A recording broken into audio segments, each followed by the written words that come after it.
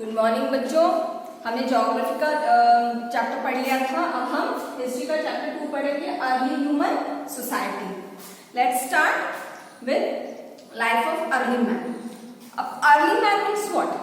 जो हमारे पूर्वज हैं, हम कह सकते हैं कि हमारे पूर्वजों के बारे में आज हमें पढ़ना है कि हमारे पूर्वज कैसे थे, क्या करते थे, क्या खाते थे, क्या पीते थे, कैसे रहते थे, कैसे वो कपड़े पहनते थे, वो एक जगह पे ही घर बना के रहते थे, या ओवरऑल मतलब सारी उनकी जो हिस्ट्री है वो हम पढ़ेंगे। Human life has evolved over millions of years on the earth.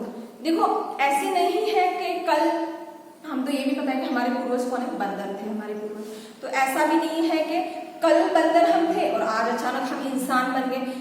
इस जो प्रोसेस को है ना, मिलियंस ऑफ इयर्स लग गए थे। Okay, in early stage men were hunters and food gatherers. They had to travel from place to place in search of food. देखो, अब पहले तो हम ये देख लेते कि why did earliest people lead a nomadic life?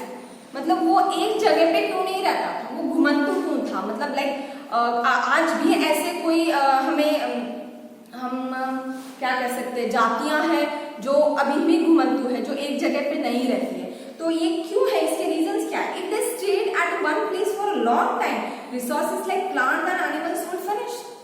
होता क्या था कि अगर वो एक ही जगह पे लॉन्ग टाइम तक वहां पे रहे, बहुत टाइम तक, तो वहां पे जो रिसोर्सेस होते थे उनके, वो तो खत्म हो जाते थे। फिर वो खाएंगे क्या? लाइक प्लांट्स है, एनिमल्स है, वहां पे तो सारा खत्म हो जाता होगा। Even animals used to move from place to place in search of food. यहाँ तक आपने देखा है कि एनिमल्स भी फूड के सर्च में one place to another place जाता है, एक जगह से दूसरी जगह जाता है। Plants bear different fruits and different seasons. अब प्लांट्स भी आपने देखे होंगे कि मैंगो समर में मिलेंगे ना, हमें विंटर में तो मिलेंगे नहीं, तो वो भी सीजनल जो फ्रूट्स थे। So men too had to move to areas having water. Water is both perennial and seasonal. Whenever it was seasonal, people had to move to areas having water. जब देखो, पानी भी कैसा होता है, सीजनल होता है। किसी सीजन में ऐसे होता है कि ये नदी में पानी आ जाता है, और किसी सीजन में ऐसे होता है, जैसे समर ले लो, उस नदी में बिल्कुल ही पानी नहीं होता है ना, जैसे फॉर एग्जाम्पल। और कोई होता है, कोई प्लेस ऐसी होती है जो पेरिनियल मतलब स्थायी होती है, 12 माह से उसमें पानी, उस जगह पे पानी आपको मिल जाता है अच्छे तरीके से। तो उस पर डिपेंडेंट करता है कि वो इंसान वहां पे कितना रहे या कितना नहीं। ओरिजिन ऑफ मैन, अब हम देखेंगे कि उसकी उत्पत्ति कैसे हुई, वो कैसे, जो बंदर था तो वो एक आदमी कैसे बना, है ना। अकॉर्डिंग टू चार्ल्स डार्विन एक साइंटिस्ट कह सकते हो आप, जीव वैज्ञानिक थे, बहुत प्रसिद्ध थे, आप नाम जानते होंगे, चार्ल्स डार्विन। उन्होंने क्या बोला, human beings evolve from an ape like creature. Like वो एक वानर जैसा था पहले, और उससे वो विकसित होता गया, वो उससे डेवलप्ड होता गया। पहले वो लाइक पूरी तरह से बंदर था, फिर वो थोड़ा सा ऐसे इस तरीके से चलने लगा, फिर वो सीधा चलने लगा, फिर वो सीधा चलने लगा। और आपने देखा होगा कि बंदरों की पूंछ होती है, हमारी नहीं होती है, हमारी भी पहले पूंछ थी, हमारे पूर्वजों की। आप सोचोगे कि अब कब थी, छोटे थे तब थी या बड़े थे तब थी, तो ये चीज नहीं है, हमारे जो पूर्वज थे उनकी थी। पर उसका जैसे यूज खत्म होगा उस बॉडी पार्ट का, तो वो पूंछ हमारी चली गई। तो like creature thousands of the year, बहुत थाउजेंड्स ईयर लग गए इन चीजों को। At this man like creature of hominid age he called stop forward while walking and had a hairy body. देखो, पहले मैंने कहा आपको, जैसे बताया, पहले उसकी बॉडी भी क्या थी, पूरी हेरी थी, मतलब पूरे सर से लेके पांव तक पूरे बॉडी पे बाल, और वो सीधा कभी नहीं चलता था। आप देखना, यहाँ अगर फोटोज दे रखे हैं तो यहाँ नहीं है, मैं कभी दिखाऊंगी आपको फोटोज। तो इस तरीके से झुक के चलता था और पूरी बॉडी भी उसकी हेरी थी। फिर धीरे धीरे उसमें क्या चेंजेस आए, आप देखो, the size of the brain was smaller. उसका उस टाइम जो ब्रेन था उसका साइज भी स्मॉल था। पर फिर बाद में क्या हुआ, in a modern human beings, in course of time man began to start erect, means सीधे चलने लग गया टाइम के साथ।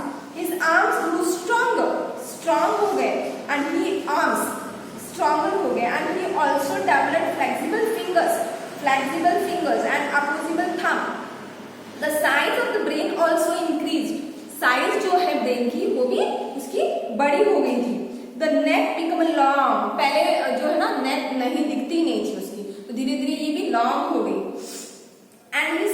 make recognizable and repeatable sounds. These sounds let develop into languages. वो कुछ साउंड्स निकाल के कोशिश करने लग गया कि हमारे जो फ्रेंड्स है या उसके जो भी आसपास थे उनसे बातें करने का, वो धीरे धीरे लैंग्वेज में चेंज होने लग गई। एंथ्रोपोलॉजिस्टिक मतलब जो आप कह सकते हो कि मानव विज्ञानी जो है, कॉल हिम होमो इरेक्टस, इसको क्या कहेंगे, होमो इरेक्टस और the erect apeman. These changes took thousands of years to occur. देखो ये चेंज है ना, लाइक यहाँ स्टार्ट हुआ, मतलब आज 1 सितंबर को स्टार्ट हुआ और आप 10 सितंबर को 10th को या आपको यहाँ मंकी था और यहाँ आगे दे दिया, तो ये पॉसिबल नहीं है ना, ये ऐसे नहीं हुआ था, इसको थाउजेंड्स ऑफ ईयर लग गए थे। मीन्स आप कह सकते हो, अब यहाँ आगे बढ़ते हैं तब मैं समझाती हूँ। द स्टोन एज, देखो पहले क्या आया, पाषाण युग, स्टोन एज, पाषाण युग होता है पत्थर, स्टोन पत्थर। Human remains have been found in India dating to period nearly 500,000 years ago. The study of these earliest evidence of human activity in India reveals the use of stone implements. These age where men used to stone to make weapons and tools is called stone age. ये हमने एक particular जो time period है उसको stone age का नाम क्यों दिया, क्योंकि पहले इंसान इन सब के बारे में नहीं जानता था, बाद में वो स्टोन को जानने लग गया, उससे वेपन्स बनाने लग गया, लाइक फूड कटिंग के लिए, लाइक एनिमल्स से बचने के लिए, तो इसको हम स्टोन एज बोलने लग गए। Why did they use only stones? वो स्टोन्स क्यों यूज करते थे, सिर्फ स्टोन क्यों यूज करते थे? Does the answer seem obvious? Yes, there was nothing else available to the put to use. और कुछ था ही नहीं ना उनके पास यूज करने के लिए स्टोन के अलावा, तो इसका आंसर ऑब्वियस था।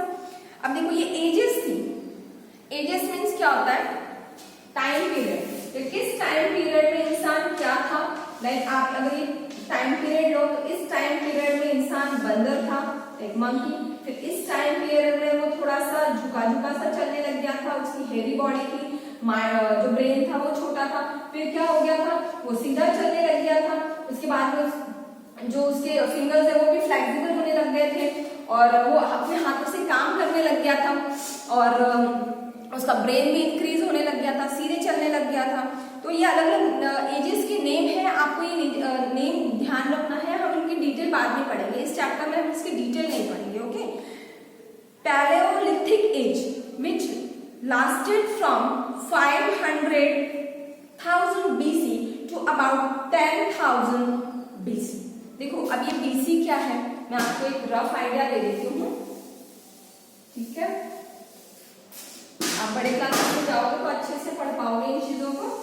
BC क्या होता है, यहाँ क्राइस्ट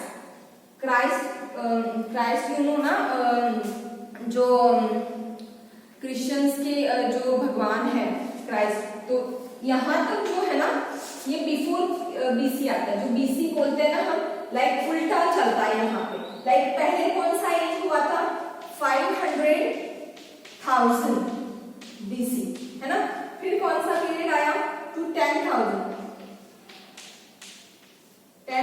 BC है ना, फिर कौन सा पीरियड आया, फिर 8,000, अब ये यहाँ पे नहीं आएगा, 8,000, फिर 4,000। BC का मतलब होता है बिफोर क्राइस्ट। फिर यहाँ पे आप देखोगे, अगर यहाँ पे क्राइस्ट है तो इसके आगे जो है ऐसे उल्टा नहीं चलेगा, जो देखो यहाँ पे 500,000 पहले आया, फिर 10,000 आया है, फिर 8,000, फिर 4,000, पर यहाँ से जैसे हम अगर आप क्लियर करें, आप कहोगे कि मैम पिछले साल तो 2020 था और ये 2021 है, तो ये क्राइस्ट के बाद में हमने ये स्टार्ट किया, ये बिफोर क्राइस्ट हम उल्टा ही चलते थे। ओके,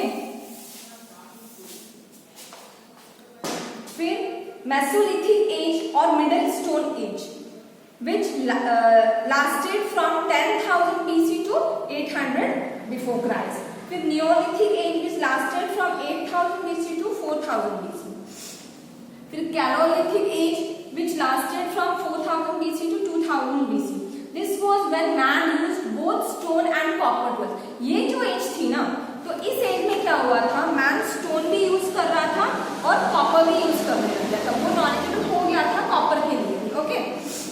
अब हम पढ़ेंगे द पैलियोलिथिक एज और old stone age. Paleolithic remains have been found in many parts India, like in the valley of river Son in Punjab. अब जो सोन नदी थी पंजाब में, अब वो पाकिस्तान में आती है एक्चुअल में। तो यहाँ पे आप इस एज का देख सकते हो। इन बैलन valley of Uttar Pradesh, Bhimbetka near Bhopal and in the Deccan, life of the Palaeolithic man was hard and little better than that of animals. Animals से थोड़ी सी बेटर थी, नॉट बेस्ट, तो बेटर थी। He was a food gathered and depended entirely on the nature of for food. Obvious है कि उस time वो खेती वगैरह नहीं करता था, पूरा नेचर पे डिपेंडेंट था। सीजनेबल जो फूड्स है, जो फ्रूट्स है, उनको वो खाता था, इंसेक्ट्स को वो खाता था एक्चुअल में। देखो, he wandered like a norm from place to place, वो घूमता रहता था बंजारों की तरह। आपने बंजारा सुना होगा, वो कभी एक प्लेस पे नहीं रहते हैं। He lived in a caves and hollows of trees, वो गुफाओं में रहता था। बड़ी बड़ी जो बड़े बड़े पेड़ होते थे, उनके जो बीच में हॉलोज होते हैं, मीन्स जो क्या कह सकते हो आप, जो खोखले पेड़ होते हैं, उनके अंदर वो रहता था। He used animal skin और bark of trees and leaves to cover his body. अब बॉडी कवर करने के लिए वो क्या क्या यूज करता था? एक तो एनिमल्स की स्किन यूज करता था, और जो पेड़ पौधे के बड़े बड़े पत्ते होते थे वो यूज करता था, और जो पेड़ों की छाल होती है वो भी वो यूज करता था। अब टूल्स की बारी आती है। टूल्स, कौन से टूल्स यूज करता था वो? तो स्टोन्स। अब स्टोन्स में भी देखो, Paleolithic humans took a big step forward when they learned to use stones and implements. The tools used by man during this period were quite crude. Means क्या थे? इस टाइम जो यूज करे ना वो कच्चे थे। These are called pebble tools. इनको क्या बोलते हैं? आप ध्यान रखना हर चीज को, इनको pebble tools कहते हैं।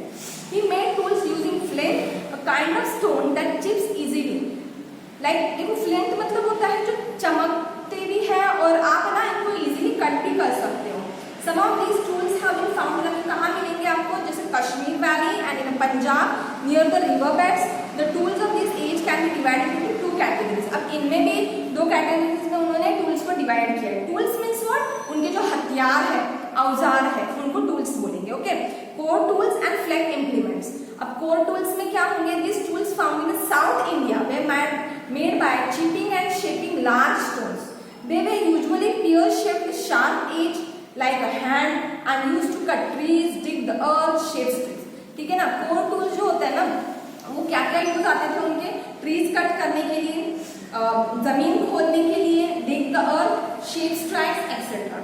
ये जो बड़े बड़े टूल्स, कोर टूल जो होते हैं ना, वो बड़े बड़े टूल्स होते थे। और फ्लैग इम्प्लीमेंट्स, ये क्या होते थे? लाइक चाकू समझ लो आप, छोटे छोटे जो चॉपर्स है, नाइफ्स है, ये जो होंगे वो फ्लैग इम्प्लीमेंट्स में आएंगे। ओके, जिससे आप सब्जी काट सको, to chop meat and skin off animals की स्किन काट सको, बस इसमें वो यूज आते थे। और जो बड़े कामों के लिए यूज कौन से आते थे? कोर टूल्स, और छोटे कामों के लिए जो flag implements. Discovery of fire. अब फायर कहाँ से आई उनकी, कैसे आई फायर? देखो, हम रीड करने से पहले मैं आपको समझा देती हूँ कि फायर कहाँ से आई। देखो, उनको जब वो हथियार बनाते थे, अपने टूल्स बनाते थे, तो वो ऑब्वियस था ना कि एक दूसरे पे घिसते थे वो शार्प करने के लिए। लाइक ये दो पत्थर है, तो ये एक दूसरे पे इनको शार्प करने के लिए, इनके एजेस जो है वो शार्प करने के लिए इनको घिसते थे। तो पत्थर घिसने के बाद क्या हो गया ना, इन पे स्पार्क निकला, चिंगारी निकली, और उसको जब वो बार बार देखने लग गया तब उसके समझ में आया कि यार ये तो चिंगारी निकल रही है, इसका मतलब हम खुद भी आग लगा सकते हैं। आग लगाना मीन्स हमारा सिक्योरिटी के लिए, लाइक रात को एक डर था कि एनिमल्स, अभी हम आगे बढ़ते हैं। देखो, one of the greatest achievement of man was the discovery of fire.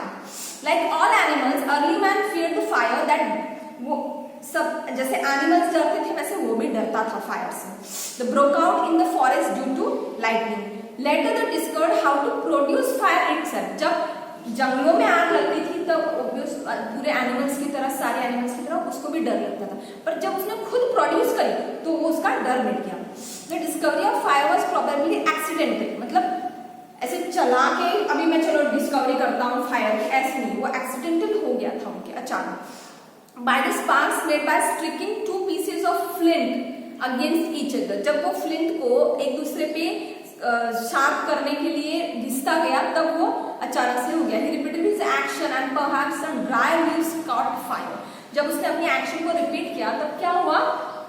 वो उनके ऊपर फायर दे दी उन्होंने। इन दिस वे, जो सूखे पत्ते थे उनमें आग लग गई। In this way one of the greatest discoveries of mankind was made. Once human had discovered how to make fire, they began to use it for various purpose. जब उसको समझ में आने लग गया कि फायर है, क्या यूज आएगी, तब वो यूज कैसे यूज करने लग गया। To frighten off wild animals, humans kept fire burning at the mouth of the cave at night and slept in comfort। आराम से सोने लग गया अपने गुफा के बाहर, वो फायर लगा के, ताकि एनिमल्स तो वैसे ही डरता है फायर से, तो वो एक कंफर्ट हो गया उसके लिए। It was use to keep humans warm in winter.